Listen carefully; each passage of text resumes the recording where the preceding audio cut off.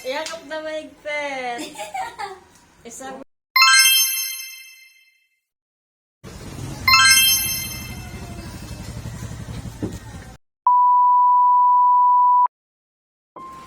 April 10, 2024. Ito yung huling araw ni Mama dito sa Pilipinas. Lahat ay malungkot, lalong-lalo na si Papa. Dahil alam niya sa sarili niya na matagal uli silang magkikita ni Mama. Kitang-kita talaga sa kanyang mga mata ang kanyang kalungkutan. Kahit anong gawin niya, pilitin niya mang maging masaya. Babalik at babalik pa rin na malulungkot siya. Dahil aalis na si Mama papuntang Canada.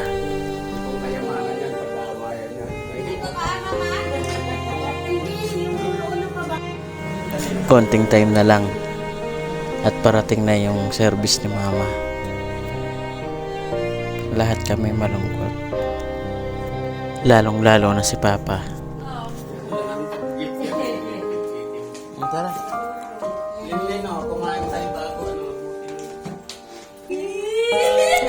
Bihira ko lang silang makita maging sweet. Pero ramdam na ramdam ko rito yung kirot na nararamdaman ni Papa. Ingat na lang. Pagkatapos niyang sabihin ang salitang yun, halos lahat kami nadurog yung puso. Lahat kami umiyak.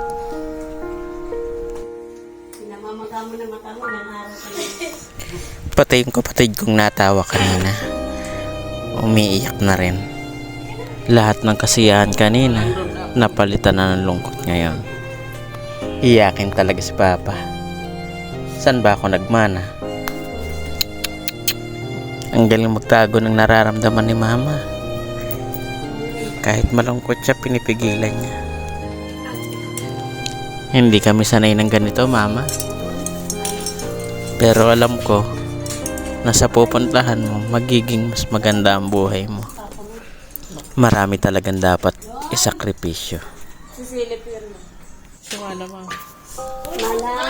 Pati yung aso niya malungkot na. Si Mala, Cheska. Nagpaalam muna siya bago siya umalis.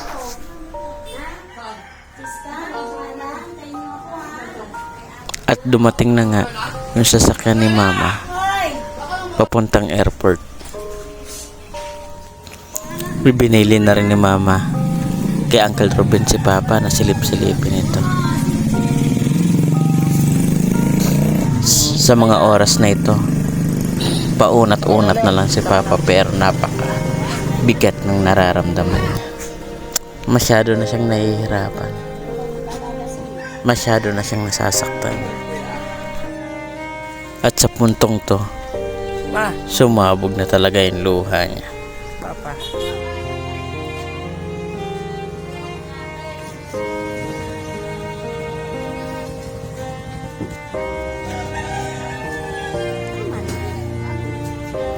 Sa mga nagtatanong bakit hindi kasama si Papa, namamaga kasi yung mga paa niya. Nahihirapan siya maglakad. Kaya kami na lang mga anak niya yung nagatid sa kanya sa airport. Sabog talaga yung luha ni Papa.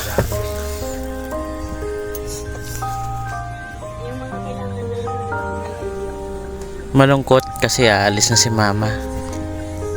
Pero masaya kasi si ate naman ang pupuntahan niya at si Mika, yung kaisa-isang apo niya. At dumating na nga kami sa airport. Ako na yung nag-assist sa kanya para mabilis siyang makapag-check-in sa aeroplano.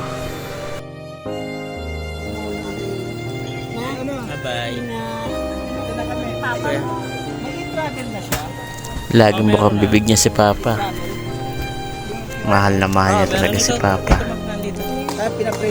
Huwag ka dun malulungkot, Mama. Sige.